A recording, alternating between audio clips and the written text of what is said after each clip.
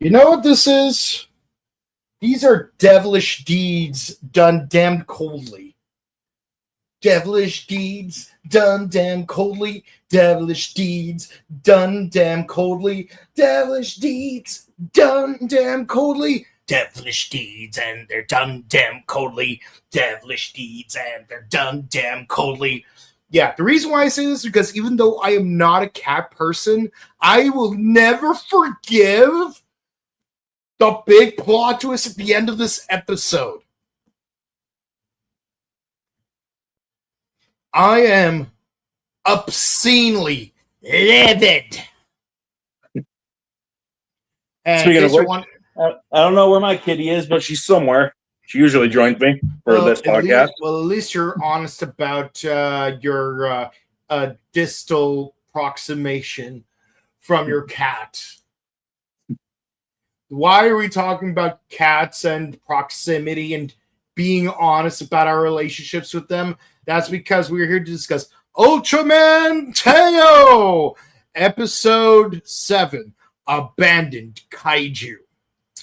And yep, I'm Mike. That's Jake. We're back at it, and we are really pissed at certain people and how they care for certain animals. You see, basically, this episode is called Abandoned Kaiju because it's actually a creepypasta to where this guy goes into an abandoned Tsuburaya, amusement park, and he finds some kaiju suits, and then these abandoned kaiju suits, and then one of them's like, "Hey, you want to see me pop my head off?" Oh no, wait, that's a different kind. And then he runs over and then sees the TV and says, "Say that Ultraman doesn't exist. Say that Ultraman doesn't exist. Why can't you just say it?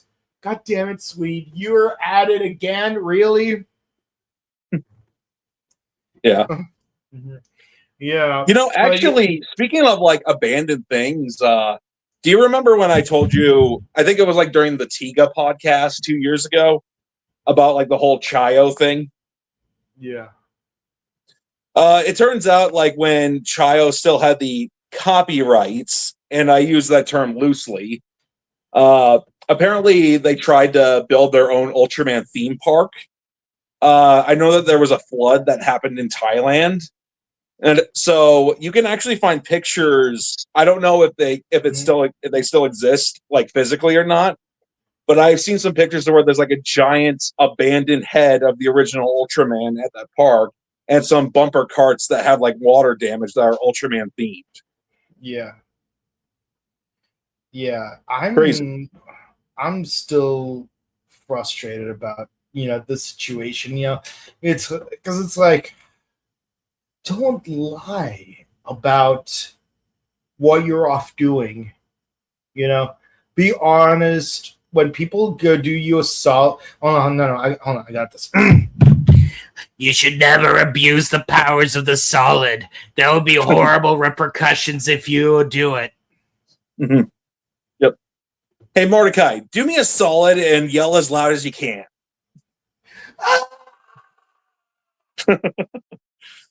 Yeah, why don't you do me a solid and start discussing the episode?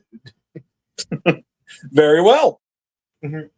We last left off to where Teo is in a pinch, and then we see Poochie transforms into Giant Poochie.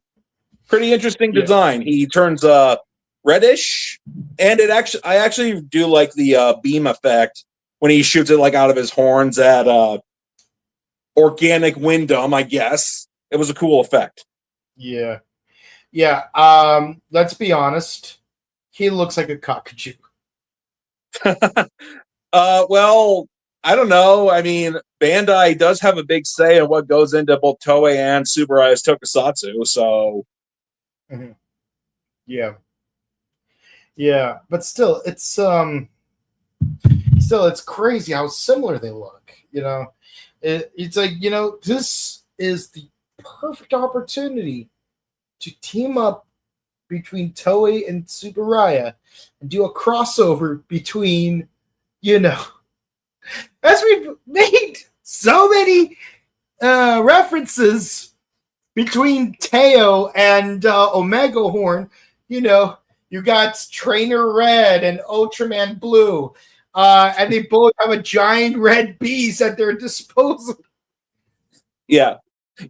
And no, we're not talking about Ultraman Blue from Rube. This is Ultraman Blue Electric Boogaloo. Actually, you know what? This show kind of does feel like Cosmos 2 Electric Boogaloo. Yeah. So much so that we've already seen 2 Avi's Kaiju. Yeah, it's like, which isn't a lot, but it's crazy that it happened twice. Yeah. But yeah, so we do get the bird cock. I almost said Kakuju. Hold on.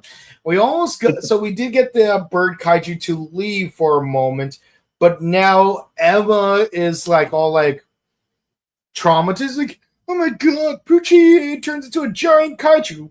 And I'm like, yeah, you kind of already knew that. You kind of already knew that. But the thing is, like a Digimon as opposed to a Pokemon, it does de-Kaku-volve to back into a mini kaiju. So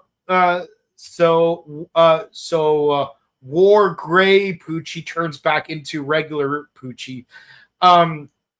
And yeah, no, she's traumatized. Like, I knew that it was a scary unknown that Poochie was going to be a scary kaiju, and I was the first to accept him as part of our clan. But now that I've actually seen him giant, I don't know if I can handle it. Honestly, all right, somebody give her some lipstick and turn on her dolphin shows. That'll calm her down. And her high heels and her pearl necklace. Mm-hmm. And don't ask the commander what she thinks. Yeah, because she'll just say bad things about golf in the 70s. I still will never understand why 4Kids made Iruma, of all characters, an idiot, but we're not here to talk about Tiga. We already did that 2 years ago. I will keep talking about it. I'll keep talking about it until we get those other 20-ish episodes dubbed. I will keep talking about it. But with that said, I'm guessing like maybe the remaining episodes are like locked in Tsuburaya's vault somewhere to where they'll never see the light of day. Yeah, well, I'd rather they be in Tsuburaya's vault than in Johnny's closet. That is true. Yeah. Anywho, so yeah, it's like, but what do we do now? What do we do about the bird kaiju? Oh, meanwhile, yes, Yukio, because obviously, like, she played Yukio in the Wolverine, so we're gonna keep calling her that. It tries to investigate the astronomy room because clearly there was a kaiju in the university and someone has been hiding it. I still can't get over that accent. And of course, Aloof guy, not to be confused with Aloof girl, is like, hey, you guys aren't allowed in here. This is the astronomy lab. You're not members of the astronomy club. But get out of the way. We need to investigate. And of course, they find nothing. You lose. Good day, Yukio.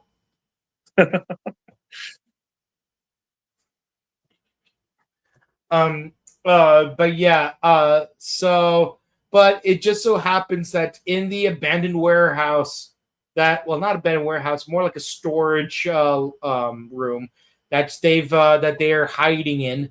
It just so happens that they find a mysterious notebook that has detailed descriptions about the bird kaiju. And yes, Poochie's still eating that giant donut, which is still cute, and I'm still mad at Emma for like being scared of Poochie. It's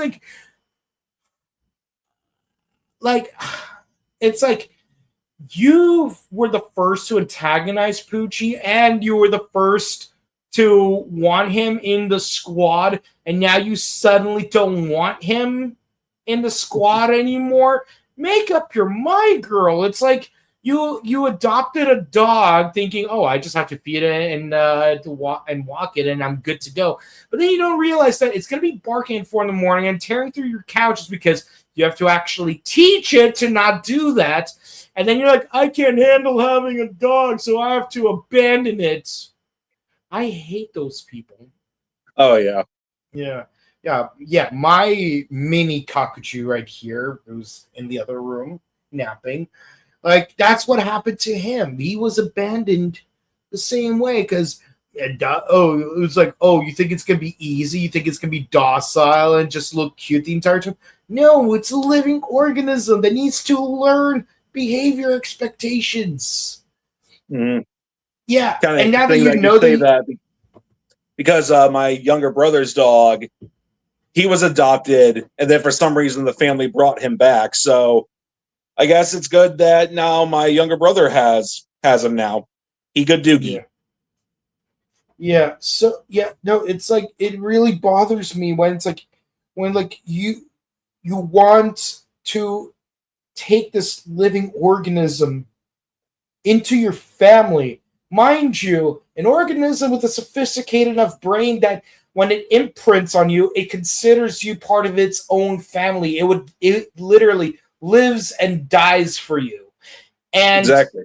And like because you hastily did this without understanding the responsibilities that it comes with. The first thing you do is just, I give up. I'm gonna like give it up.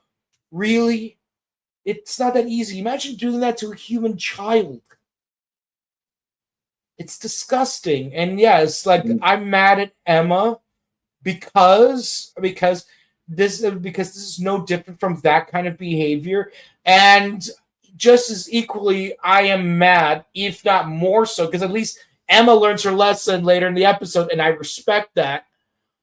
But I'm even more upset at a certain other character because they don't learn that lesson. Some people just shouldn't be pet owners. No, it's like what Keanu Reeves said in that Steve Martin movie. It's like you need a license to drive. You need a license to have a boat. You even need a license to fish. But they'll let any random dope become a dad. Yeah. Yeah. Honestly, I couldn't live with myself if, I didn't take good care of my cats, Yeah. Didn't take responsibility for them, didn't love them as much as I could. I'll take it a step further. It breaks my heart when I see a very cute dog and like I feel the urge to like take it home because like I want to give it a good home with a good family, with food and healthcare and stuff. But I also know that I only have the space and budget and time to take care of only one canine at a time. And like if a family friend like asks me to take care of their dog for a certain amount of time, okay, sure. But and this ties into this episode. But like permanently owning a second canine at the same time, it's gonna be like a severe burden on me, and it hurts me because I want to help this beautiful creature, but I don't have the ability to. And if I tried, I would only make both of them miserable. Yeah, I get that. Like 10 years ago, there used to be this neighborhood cat that would regularly come over. I don't know if he had a home or not, but I would always give him some food, pet him, and whatnot. And he was very friendly. I don't know if he's still alive or not, but I always felt sorry for the little guy. And it's like, and plus, like I said, I don't know if he had a home or not. So it's like, I want to give this potentially homeless cat a loving home, but at the same time, and he never wore a collar either. So it's like, I don't know if this cat does have a home or not, because if he does, I don't want to potentially kidnap another family's cat. Yeah, I mean, you could always ask around if like that cat belongs to someone. Yeah. Yeah. Anyways, so they find the So they find the journal and find it's very detailed, like it actually like belonged to someone, and they knew this specific kaiju back when it was still a chick. So they they go to this professor at the university. What? How convenient! It turns out that they were a professor here the entire time, and turns out and they have this animal translator app, which I'm gonna be honest, I wish I had one of those, where it's like listen, this thing is looking for you. It imprinted on you when it was younger. Now it's looking for you. Got to tell us what's going on. It's like, well, you see, I used to take care of it when it was still a chick, but then it became giant and I couldn't take care of it anymore. So I basically kind of left. I'm like,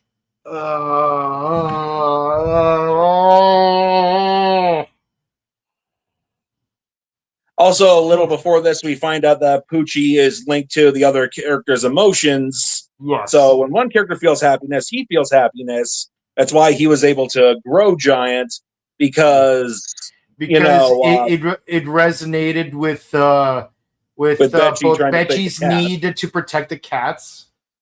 Yeah, which I guess that explains the whole link you in the opening. Also, I might as well just say this now. I'm not really too fond of the opening. I mean, it's not terrible. Just I've heard much better Ultraman openings. It's not the worst I've heard, but it's it just feels average, like run of the mill. It doesn't stand out. It doesn't stand out as much as heck. Even Arc had a more catchy opening. Da da da da da da da da da da da da da da da da. Da da da da da da da da da da da da da da da da. Jump into the sky. Yeah, and I mean, Omega as a show was a real nothing burger, but at least the opening sounded cool. Oh yeah. So I think so. Yeah, Blazer was definitely the consistent one of the three, where it's like, Blazer's opening is great. Yeah, it had a great opening and a great 24 episodes. Yeah, and it's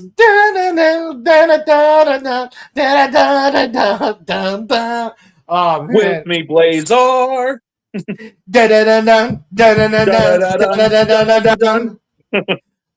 was so good. Yeah, I much prefer the outro to Teo, because it gives me Lupin the Third vibes. But the thing is, it's not one of those situations where, like, we're with other seasons where it's like, oh, if only you could just switch the opening and outro. No, it's like, no, the Teo's outro definitely feels like an outro. And it's a good outro. It gives me Lupin the Third vibes. But the opening is just mid. It's just mid, It's just, yeah. The opening is just mid. Yeah. With that said, yeah. So Teo goes to fight Organic Wyndham. Gotta say, he looks cool when he turns all silver before he does that hexagon shield thing. Yeah. What is it? I believe the locals call it a hexagon. Don't quote me on that though. But yeah, it's like shield. It's like he uses Arc's mirror move, but more effectively, to the point that it becomes a full-blown birdcage.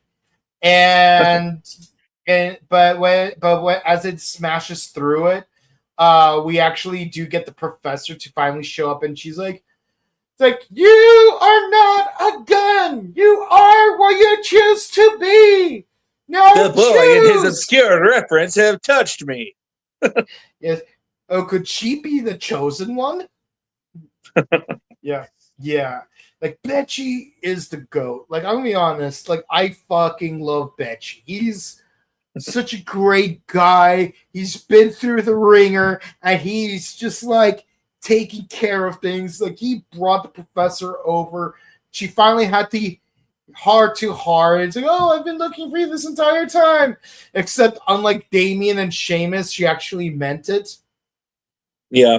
So yeah, she basically tells the kaiju that you need to go on your own path, do your own thing. I can't be your mama, and so on. And then he just flies away. And I literally said out loud to myself as a bird kaiju flies away, "Oh, that was easy." That was easy. I wish I had one of those buttons from Staples. That was easy. Yeah, it's like that scene in SpongeBob when he tells Mystery to go away and he's still monologuing to her and she's already gone. Just go away, you dumb animal! And Patrick just turns around and leaves. Yeah. But yeah, no, it's but yeah, even Betty's like, you can't let selfish people hurt you anymore because like you need to be your own man. I mean kaiju. And of course Betchy learns his lesson. It's great that he's a himbo with the heart of gold, taking care of other people's cats. But the thing is, he himself needs to understand that he needs to set clear boundaries, and people need to respect those boundaries. So we cut to later on, and it's like we took the wait, why are the cats all in our base? Well, you see what happened was, so and we flash back to. All right, well, I'm not a huge fan personally of the whole 3 weeks earlier teaser thing. I feel because it's towards the end, but yeah, it's like, but yeah, the guy's back from his business trip. It's like, wait a minute, Lay's, Maxwell Tennyson shirt, macadamia nut chocolates. What's going on here? See, my business trip was to Hawaii, and that was a business trip, was it? You went on vacation. Yeah, about that. Anyways, I need you to take care of the cats for an extra week because I have to go on another trip. We've been So Betchy just basically tells him, you know what, if you're not going to be responsible for these 6 cats, I'm just going to find some owners who actually will love and take care of these cats. Yeah. Needless to say, I gotta go. I gotta do the line. Hold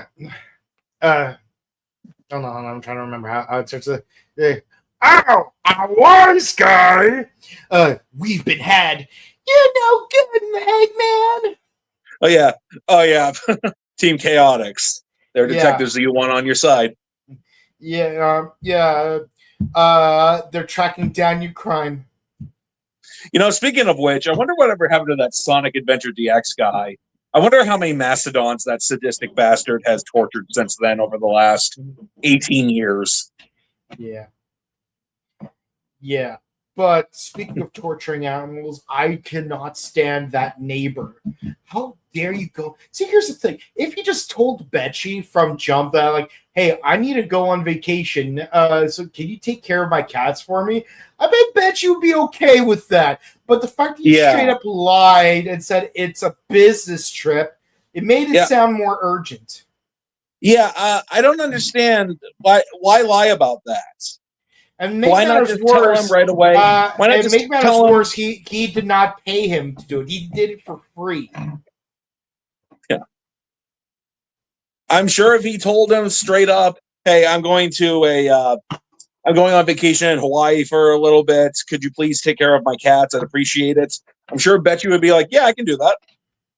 Yeah, someone left me their dog. I'd be like, as long as you leave me their dog food, a couple of their toys, and you're okay with reimbursing me for medical needs in case if like I have to take them to the vet, I will give you the receipts for reimbursement. But other than that, I don't mind taking care of your dog for free, aside from the obvious reimbursement of the vet visit. But with that said, no, I hate this guy. I'm gonna beat him up, and I'm not a violent person. You know how they say, like, name an anime character that you would fight for $1 million, but you have to win in order to get the money. Damien from Pokemon. It wouldn't be a fair fight, would it? Okay, Damien and Seamus from Pokemon. Can I beat up Haga from Yu-Gi-Oh? Yes, you can. Gladly. Yeah, Damien and Seamus. And you know what? If there's time left over, I'll also take on that one mayor from the Orange Islands. You know the one. Yeah, you know, it really says something when you're not a violent person, but somebody pisses you off so much that they're on your very, very, very small list of people that you would beat up. Yeah. Yeah, and it's not enough that they just abandoned their Charmander, Bulbasaur, Tepig. What makes it worse is that you try to bloody gaslight your own Pokemon that I left you to toughen you up, but now you're strong and now I want you back. Like we were such a great team. I'll show you a great team. Yep. Teammate 1, teammate 2. Bullet punch. Yeah, just like, do the whole from JoJo on. You're gonna punch me with your left hand? No. You're gonna punch me with your right hand? No. Are you gonna do the aura, or are you gonna use both hands? Yes. Are you gonna do the aura thing? Yes. Oh my god.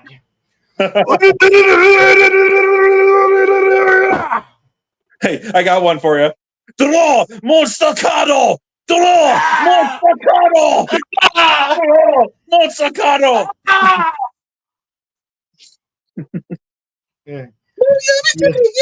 Hanase! Wait. No! Don't beat up Weevil! He might survive! Yeah, no, like that one line from a bridge. She's like, no, Yuki, don't attack Kaiba. He might survive. She's right. This, Celtic Guardian, stop. Like,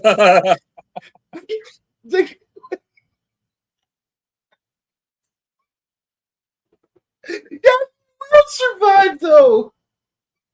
What are you talking about, Ted? Let the man use his emo strategy. Let the man use his emo strategy, but this time, let him finish it. Oh no, I'm existentially depressed because I lost a card game. Yeah. But yeah. Oh my god. That was a fun discussion we just had.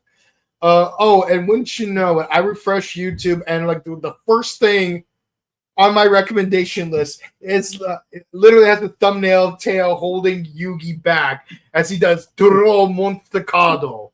What are the odds?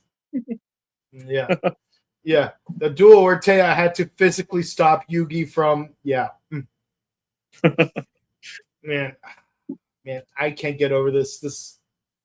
Oh man, but no, for real though, like you messed up when two pacifists decide to throw hands.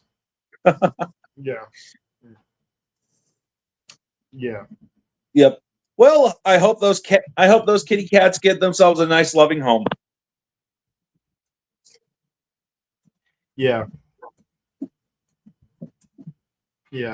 But yeah, what'd you think of the episode?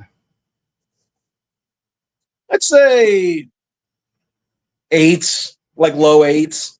It wasn't bad. I mean, that guy at the end, screw him, of course. Like I said, I hope those cats, I'm sure they will get loving homes, which is always good.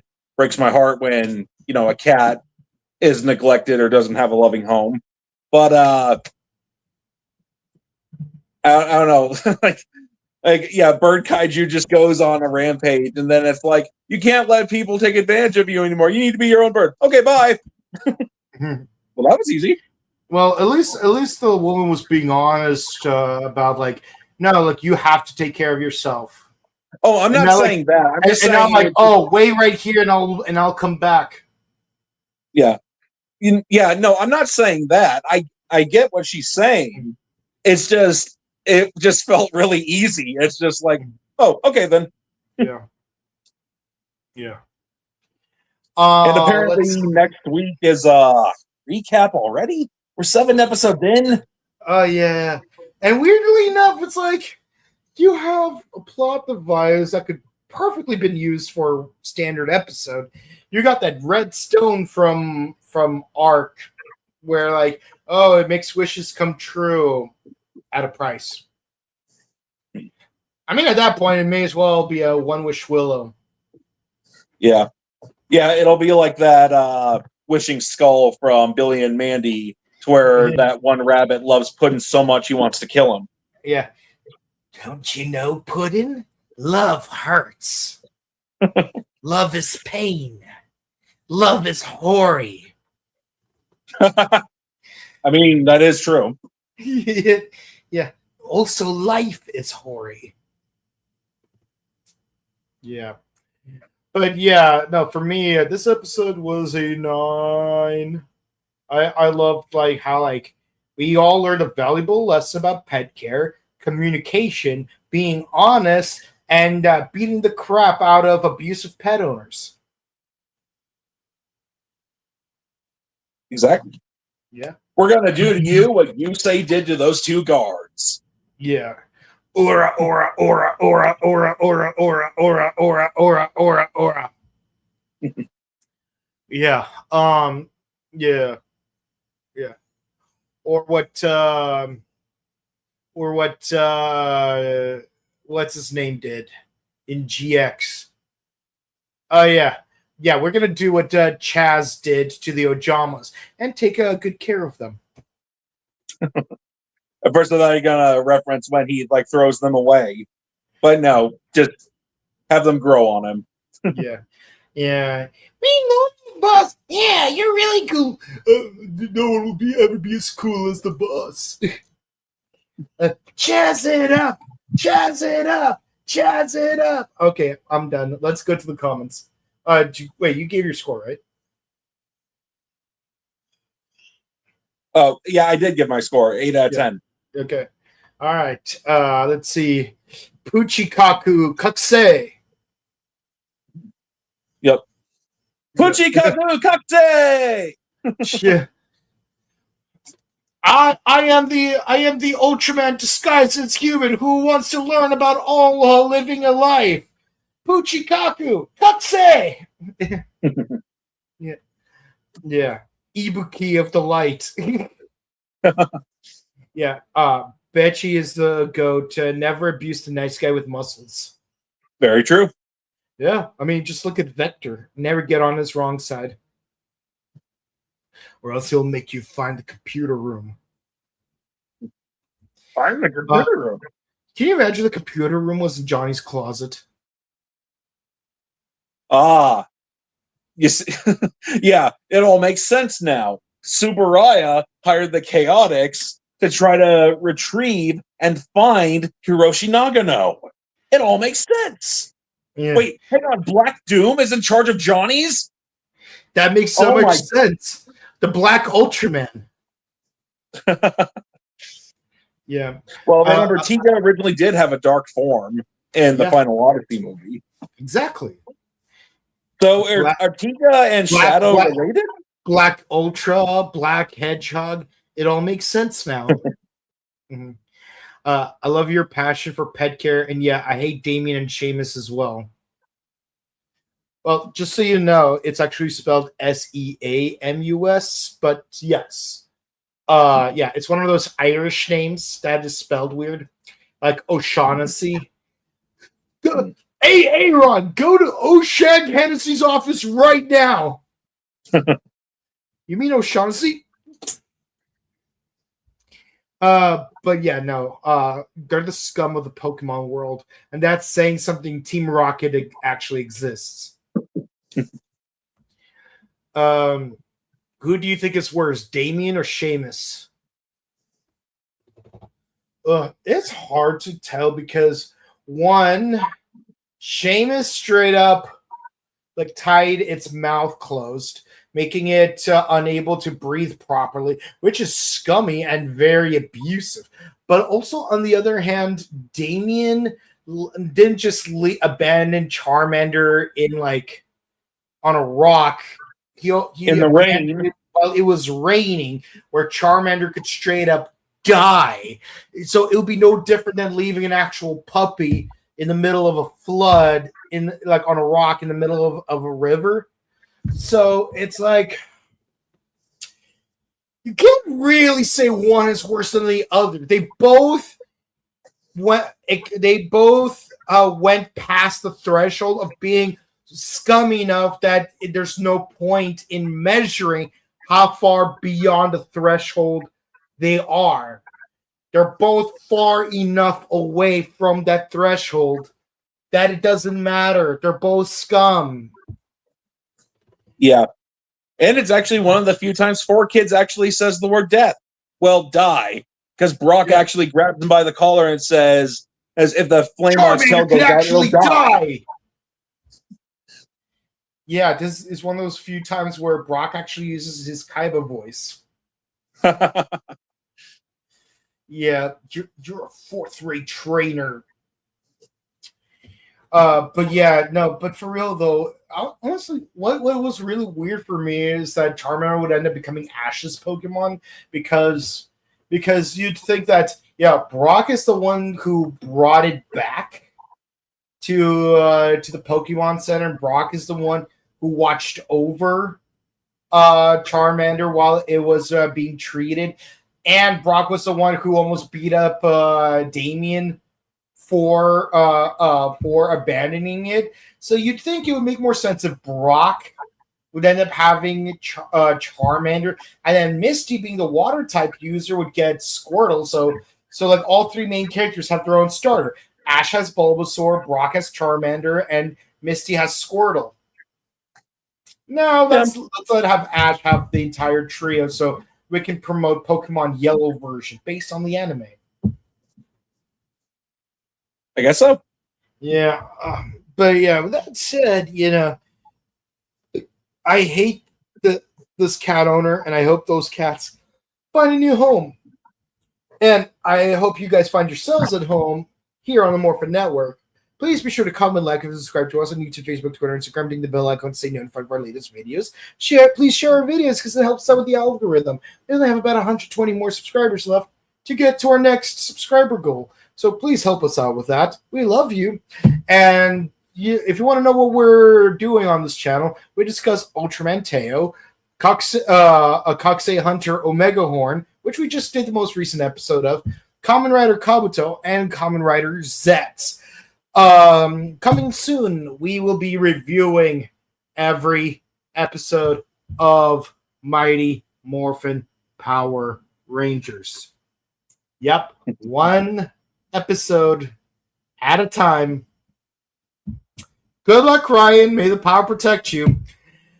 Well, with that said, yes, we check out our sister channel, The Buttery Show, where we discuss movies, TV shows, vlogs, interviews, etc. We recently uploaded our interview with Linda Ballantyne, who did the voice of Serena from the original dub of Sailor Moon S and Sailor Moon Supers. And be sure to say hi to us in 2 weeks, because we will be at the Pasadena Convention Center for Power Morphicon. We will also, in addition to the convention, be sure to check out Legend of the White Dragon, which will be in theaters on the 28th, and it'll be playing at the Los Robles Theater right across the street from the convention center. Get your tickets now because they're going to sell out really fast. Hikey, there's a lot of people attending the convention, so yeah, kind of want to do that. And of course, we will also be at the Burbank Convention Center on September 13th. That's right, 2 weeks after Morphicon, we will be at Robo Toy Fest. And because of Morphicon, we're going to have an altered schedule for August 31st through September 2nd, where instead of reviewing Kabuto on Sunday and Zets on Monday, we're gonna do Kabuto on Monday. Then we'll do Zets and Omega Horn on Tuesday, and then Teo on Wednesday, because y'all are gonna be jet lagged on Sunday and on Monday after the convention. We want you guys to have a fun time, rest up, and then we will discuss the finale for Kamen Rider Zets before we move on to Kamen Rider Mice. And with that in mind, since Zets will be airing on Saturday during the convention, please do not spoil it on Sunday to the people who haven't watched it yet and plan to. We will discuss the episode on Tuesday with everyone else. We love you guys, and we hope to discuss it on equal footing. And until next time, have a good one. Goodbye. Meow meow meow meow meow meow meow meow meow meow meow meow meow meow meow meow.